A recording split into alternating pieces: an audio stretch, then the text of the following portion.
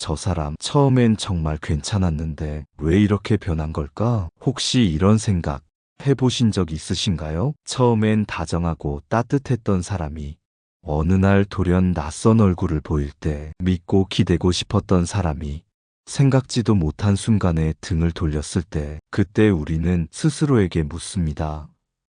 내가 뭘 잘못 본 걸까? 사람을 믿는 일이 어려운 건 사람을 제대로 보는 일이 쉽지 않기 때문입니다. 우리는 늘 누군가를 판단하며 살지만 그 판단이 틀렸을 때 남는 상처는 생각보다 오래 갑니다. 말은 꾸밀 수 있고 표정은 숨길 수 있지만 습관과 행동은 속일 수 없습니다. 그래서 오늘은 말이 아닌 행동에서 표정이 아닌 무의식에서 그 사람의 본성을 알아차릴 수 있는 5가지 결정적인 신호를 함께 살펴보려 합니다. 이 영상이 끝날 무렵 여러분은 사람을 바라보는 눈이 조금 달라져 있을지도 모릅니다. 사람은 말로 자신을 꾸밀 수 있습니다. 표정을 다듬고 태도를 포장할 수도 있죠. 하지만 손은 그렇지 않습니다. 손은 무의식을 가장 먼저 드러내는 신체입니다. 우리가 자각하기 전에 먼저 반응하고 감정과 의도가 고스란히 새어나오는 곳. 그래서 심리학자들은 말합니다. 무의식의 언어는 손끝에서 시작된다. 그 사람의 손을 찬찬히 들여다보세요. 거기엔 말보다 진한 내면의 흔적이 담겨 있을지도 모릅니다. 예를 들어 손톱이 깔끔하고 정돈된 사람, 이들은 일상에서도 작은 디테일을 소홀히 하지 않으며 스스로를 꾸준히 관리하는 태도를 지녔을 확률이 높습니다. 타인을 대할 때도 신중하며 관계 속에서 기본적인 예의를 지키려는 의지가 엿보이죠. 반면 손톱이 지저분하거나 들쭉날쭉한 손끝, 외형 하나로 단정 지을 수는 없지만 대체로 자기 관리가 소홀하거나 주변 시선을 크게 의식하지 않는 삶의 습관이 배어 있을 수 있습니다. 특히 중요한 자리에 나서면서도 손 하나 정돈하지 않았다면 그것은 무의식적으로 당신은 그렇게 중요한 존재가 아니다라는 신호일 수도 있습니다. 손은 자기 자신을 다루는 태도이자 타인을 대하는 태도의 연장선입니다. 내가 나를 대하는 방식은 결국 내가 당신을 대하는 방식과 닮아가게 되니까요. 대화 중 계속 손을 만지작거리는 사람도 있습니다. 손톱을 뜯고 손가락을 비비고 손을 반복해서 쥐었다 폈다 하는 모습은 심리적으로 불안한 상태의 전형적인 표현입니다. 말은 아무렇지 않게 이어질지 몰라도 손은 이미 긴장을 토로하고 있는 겁니다. 그 순간 그 사람의 마음속에선 무언가 숨기고 싶은 감정 혹은 불편함이 고개를 들고 있을지도 모릅니다. 팔짱을 끼고 손을 감추는 자세도 마찬가지입니다. 대부분은 단순한 습관이라고 생각하겠지만 심리학에서는 이것을 심리적 거리두기 혹은 방어적 태도로 해석합니다. 특히 중요한 대화 중에도 자주 팔짱을 낀다면 그 사람은 지금 마음의 문을 닫고 당신에게서 한 발짝 물러나 있는 상태일 수 있습니다.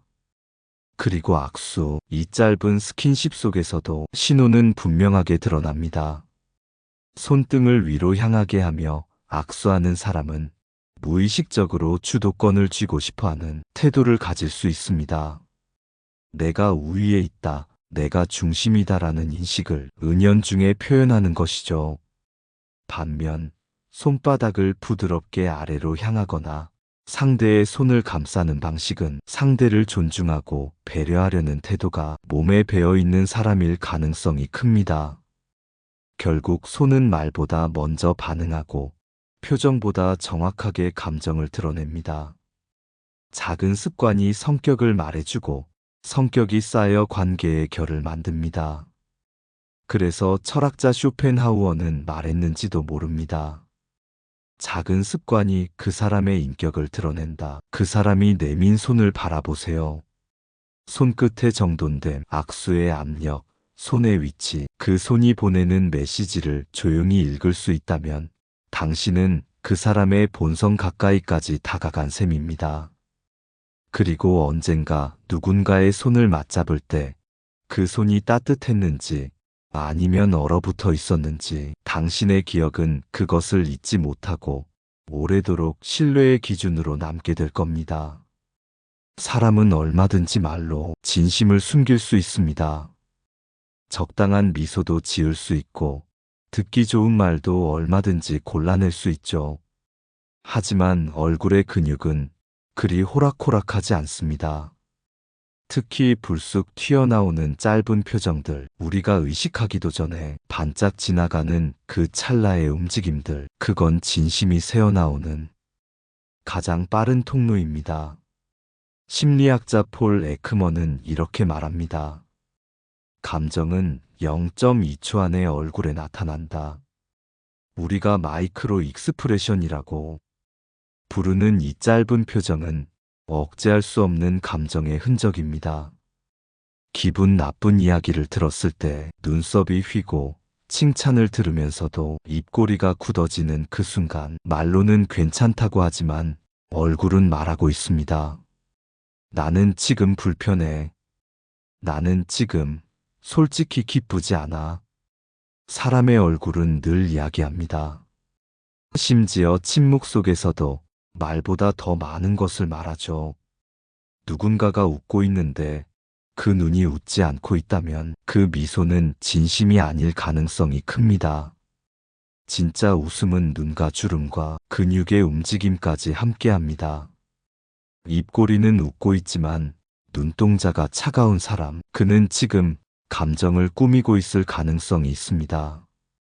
또 누군가의 실수 앞에서 살짝 올라가는 입꼬리, 그건 단순한 장면을 본 반응이 아닐 수도 있습니다. 말로는 괜찮아라고 해도 표정은 속마음을 드러냅니다. 나는 너보다 낫다고 생각해. 나는 저 실수를 안 할 사람이지. 이런 표정은 우월감, 경쟁심, 비교의식이 고스란히 배어나오는 순간입니다. 칭찬을 받을 때 시선을 피하거나 눈동자가 자꾸 흔들리는 사람도 있죠. 겉으론 겸손한 척하지만 내면은 다릅니다. 더 많이 인정받고 싶다. 왜 아무도 내 진짜 가치를 몰라줄까? 이런 갈증이 쌓이면 관계 속에서는 질투와 서운함으로 번지기 마련입니다. 지적을 받을 때의 얼굴도 중요합니다. 고개를 숙이고 눈을 피하고 말을 아끼는 모습, 단순히 부끄러워서일 수도 있지만 때론 책임을 회피하려는 심리가 표정에 녹아든 것일 수도 있습니다. 하버드대 연구에 따르면 시선을 피하는 사람일수록 책임을 넘기는 경향이 높았다는 결과도 있습니다. 웃음 또한 조심해서 봐야 할 표정 중 하나입니다. 자주, 과하게 때와 장소를 가리지 않고 웃는 사람, 그 웃음 뒤에는 종종 불안, 허세, 혹은 인정받고 싶은 갈망이 숨어 있습니다. 외로움을 숨기려는 방어 기제일 수도 있고요.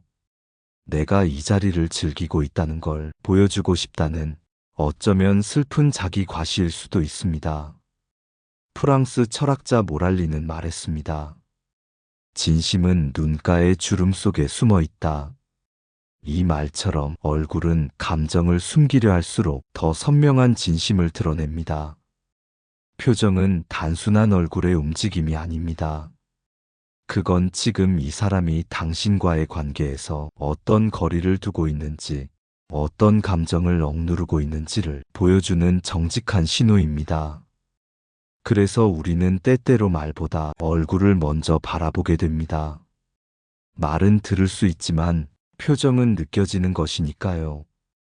그리고 그 짧은 느낌 하나가 이 사람은 지금 내 앞에서 진심인가? 를 판단하게 만들어줍니다. 당신이 어떤 표정을 짓고 있는가는 지금 당신이 어떤 마음을 품고 있는지를 보여주는 창이 됩니다. 그리고 그걸 읽을 수 있는 눈을 가진 사람은 더 따뜻한 관계를 만들 수 있는 힘을 가진 사람입니다. 우리의 얼굴은 결국 우리 마음이 사는 집입니다. 그 집에 창문이 열려 있을지 가려져 있을지는 당신의 시선이 얼마나 섬세하고 따뜻한가에 달려 있습니다. 누군가의 얼굴을 조용히 바라보는 그 짧은 순간, 그 안에 담긴 수많은 말 없는 언어들, 그 움직임이 당신에게 무언가를 말하고 있다면 아마 그건 진심일 가능성이 큽니다. 사람의 걸음걸이는 단순한 이동이 아닙니다. 그 안에는 마음의 속도, 생각의 깊이, 삶을 대하는 태도가 녹아 있습니다. 걷는 방식은 곧 살아가는 방식이라고 해도 과언이 아니지요. 가만히 보면 어떤 사람은 발을 끌 듯 걷습니다. 특별히 아프거나 피곤한 것도 아닌데 습관처럼 발을 질질 끄는 걸음, 그 안엔 무기력과 회피가 자리할 수 있습니다. 책임지기보다는 모면하고 싶고 적극적으로 나서기보다는 흘러가고 싶은 마음. 이런 사람은 결정의 순간에도 쉽게 발을 빼곤 하죠. 또 어떤 사람은 어깨를 움츠리고 고개를 푹 숙인 채 걷습니다. 이들은 자주 주변을 의식하고 세상보다 타인의 시선을 먼저 고려합니다. 그래서 스스로를 드러내기보다는 감추고 관계 속에서도 중심을 잡기보단 조심스럽게 따라가려 합니다. 자존감이 낮거나 자신을 작게 여기고 있는 경우가 많습니다. 반대로 걸음이 지나치게 빠른 사람도 있습니다. 성격이 급한가 보다 하고 넘기기 쉽지만 그 안엔 종종 불안과 조급함이 숨어 있습니다. 결과에 집착하고 지금 이 순간을 견디지 못하는 마음이 발걸음을 재촉합니다. 이런 사람과 함께 걷다 보면 말보다 걸음이 먼저 끝나버리는 느낌을 받을 수도 있습니다. 보폭이 크고 팔을 크게 흔드는 사람도 있습니다.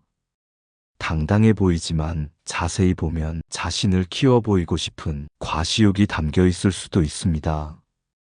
걸음은 크지만 마음은 종종 조용한 확신보다는 외적인 인정에 기대어 있는 경우가 많습니다. 그리고 방향 없이 걷는 이들도 있습니다. 걷다가 자주 멈추거나 왔다 갔다 하며 흐름을 잃는 걸음. 이는 종종 내면의 혼란, 결정을 내리지 못하는 성향과 연결되어 있습니다. 삶에서도 중심을 잡지 못하고 주변 상황에 따라 말과 행동이 달라지는 경우가 많습니다. 스탠포드 대학교의 연구에 따르면 걸음걸이는 단순한 신체 활동이 아니라 그 사람의 성격과 감정 상태를 반영하는 중요한 지표라고 합니다. 걸음 속도, 리듬, 보폭, 방향, 그 모든 것이 그 사람을 말해주는 언어인 셈이죠. 철학자 아리스토텔레스는 이렇게 말했습니다. 발걸음의 방향은 그 사람의 인생 방향이다. 함께 걸어보세요. 말이 아니라 발걸음 하나하나가 당신에게 그 사람의 중심이 어디에 있는지를 알려줄지도 모릅니다. 그리고 그 사람이 당신과 발을 맞춰 걸어주는지, 당신이 멈췄을 때 함께 멈춰주는지, 그런 걸음이야말로 진짜 마음을 드러내는 표현이 될 수 있습니다. 때론 수천 마디 말보다 한 걸음의 리듬이 더 많은 진실을 담고 있을지도 모릅니다. 우리는 흔히 말을 가볍게 여기곤 합니다. 그저 일상에서 흘러가는 대화, 순간의 반응이라고 넘기지만 말은 생각보다 더 깊고 오래 남습니다. 말은 단지 정보를 전달하는 수단이 아니라 그 사람의 세계관과 태도를 비추는 거울이기 때문입니다. 말버릇은 무의식 속에서 반복되며 그 사람의 인격을 형성하고 관계의 방향을 결정짓습니다. 어떤 말을 자주 쓰는지, 어떤 어조로 이야기하는지, 그것은 결국 나는 너를 어떻게 생각하고 있는가를 보여주는 신호이자 기록입니다. 예를 들어, 대화의 시작이 항상 자기 자랑으로 시작되는 사람이 있습니다. 내가 예전에 말이야, 그때 내가 없었으면 안 됐지. 그거 나도 다 해봤어. 이런 말들은 자신감처럼 보일 수 있지만 그 안에는 강한 인정 욕구가 숨겨져 있을 가능성이 큽니다. 이들은 타인과의 대화에서도 자꾸 경쟁의 구도를 만들고 결국 가까운 사람들과의 사이에도 보이지 않는 벽을 세우게 됩니다. 또한 상대방의 말을 자주 끊는 사람은 무의식적으로 내가 더 중요해라는 메시지를 던지는 경우가 많습니다. 이는 단순한 습관처럼 보여도 관계 안에서는 불균형을 만들고 결국 상대방을 지치게 만듭니다. 듣지 않는 사람 곁에는 말하고 싶은 사람도 서서히 사라지게 마련입니다. 다르게 표현되는 말버릇도 있습니다. 지나치게 겸손한 말투입니다. 아유, 전 아무것도 아니에요. 다 남 덕분이죠. 저는 운이 좋았던 거예요. 라는 표현들은 겉보기엔 겸손하지만 때로는 더 많은 칭찬과 관심을 유도하기 위한 전략일 수 있습니다. 이런 말버릇이 반복되면 주변 사람들에게 나도 좀 인정해줘라는 무언의 압박으로 다가갈 수 있습니다. 또 농담이라는 형식으로 타인을 깎아내리는 경우도 있습니다. 웃자고 한 소리야. 그냥 장난이지. 진지하게 듣지 마. 이런 말로 상대의 자존심을 건드리는 사람은 관계의 경계를 무시하고 본인의 우위를 확인하려는 경향이 있습니다. 농담은 때때로 감춰진 공격이 될 수 있고 그것이 반복되면 상대방의 마음에 상처를 남기게 됩니다. 돌려 말하는 습관도 눈여겨볼 필요가 있습니다. 너 참 독특하다. 넌 항상 그런 식이야. 역시 너답다 같은 표현은 직접적으로 말하지 않으면서도 우월감이나 비교의식을 드러내는 방식입니다. 이처럼 말의 겉모습은 부드러워 보여도 그 속에는 타인을 얕보거나 평가하려는 의도가 숨겨져 있을 수 있습니다. 비트겐슈타인은 말했습니다. 내 언어의 한계는 곧 내 세계의 한계다. 말은 곧 그 사람의 세상을 비추는 창입니다. 자주 쓰는 말 속에 그 사람이 얼마나 타인을 존중하는지, 얼마나 자신과 주변을 객관적으로 보는지를 엿볼 수 있습니다. 당신이 누군가와 나눈 대화를 떠올려 보세요. 그 사람이 어떤 말을 반복했는지, 어떤 말에서 진심이 느껴졌는지, 혹은 어떤 말에서 불편함이 시작됐는지를요. 그리고 다시 나 자신에게도 물어봅니다. 나는 지금 어떤 언어를 쓰며 살고 있을까? 내가 던진 말이 누군가의 마음을 따뜻하게 감싸주었는지, 혹은 조용히 베어냈는지는 결국 시간이 알려줍니다. 말은 잊혀질 수 있습니다. 하지만 말이 남긴 감정은 오래도록 기억에 머무릅니다. 그렇기에 우리는 늘 말의 무게를 기억해야 합니다. 그 말이 관계를 바꾸고 누군가의 하루를 결정짓는 힘이 될 수 있음을 말입니다.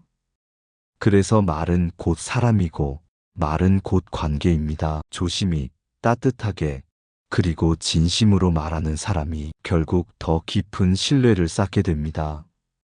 관계를 바꾸는 말의 힘, 그건 결국 우리가 매일 선택하는 언어의 온도에서 시작되는 이야기입니다. 우리는 종종 중요한 자리에서 사람의 본심이 드러날 것이라 생각합니다.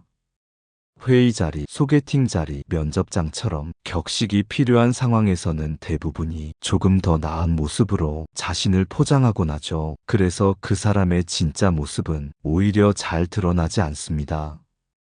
하지만 정작 우리가 주목해야 할 건 그들이 아무도 보지 않을 때 무심코 보이는 작은 행동들입니다. 바로 그 사소한 순간들이야말로 그 사람의 인격을 가장 정확히 드러내는 신호일 수 있습니다. 예를 들어 엘리베이터 문이 닫히려는 순간 누군가가 뛰어오는 걸 보면서도 아무렇지 않게 닫힌 버튼을 누르는 사람, 그건 단순히 바빠서일 수도 있지만 반복된다면 타인을 배려하는 마음보다 자신의 편의를 우선시하는 성향이 내면 깊이 자리하고 있을지도 모릅니다. 식당에서 종업원에게 퉁명스럽게 대하거나 작은 실수에도 예의 없이 반응하는 사람, 이런 태도는 사회적 지위나 역할에 따라 사람을 대하는 방식이 무의식에 박혀있는 결과일 수 있습니다. 그리고 익숙해질수록 처음의 공손함은 사라지고 가까운 이에게도 그런 무례함이 드러나기 시작하죠. 또 남의 물건을 허락 없이 만지는 사람, 장난처럼 가방을 뒤지거나 책상 위 물건을 함부로 다루는 모습은 단순한 호기심 이상의 문제입니다. 경계를 인식하지 못하거나 인식했음에도 무시하는 태도는 시간이 지날수록 당신의 마음 영역까지 침범하게 됩니다. 스마트폰을 자주 보는 사람도 그렇습니다. 대화 중에도 시선이 핸드폰으로 향하고 대답은 건성, 이건 단순히 산만한 게 아니라 지금 눈앞의 사람보다 자신의 세상이 더 중요하다는 무언의 메시지를 보내고 있는 것입니다. 작은 부탁에 쉽게 귀찮아하는 사람도 마찬가지입니다. 물 좀 줄래? 라는 요청에 몸을 일으키지 않고 그거 잠깐만 들어줄래? 라는 말에도 미적지근한 반응, 작은 호의를 불편해하는 사람은 결국 관계 안에서도 따뜻한 연결보다는 거리감을 만드는 사람일 수 있습니다.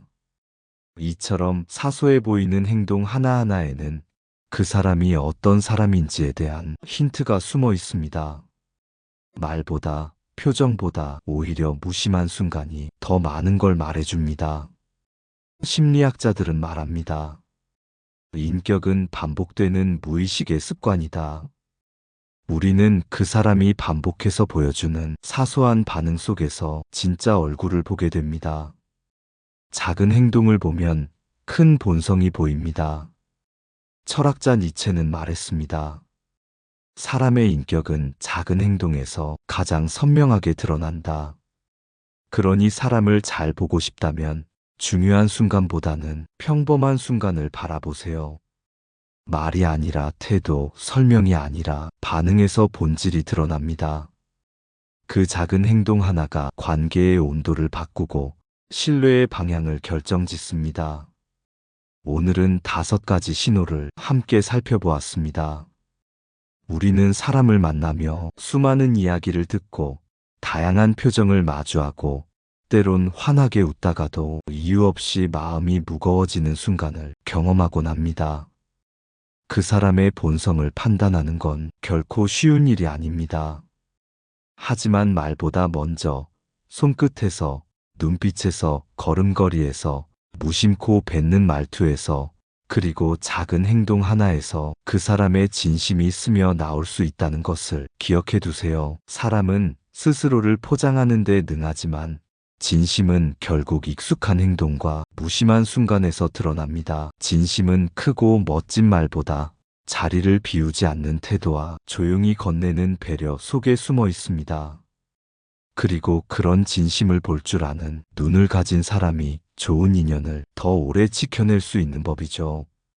누군가를 잘 믿기 위해선 먼저 잘 볼 수 있어야 하고, 잘 보기 위해선 나의 시선이 단정하지 않아야 합니다.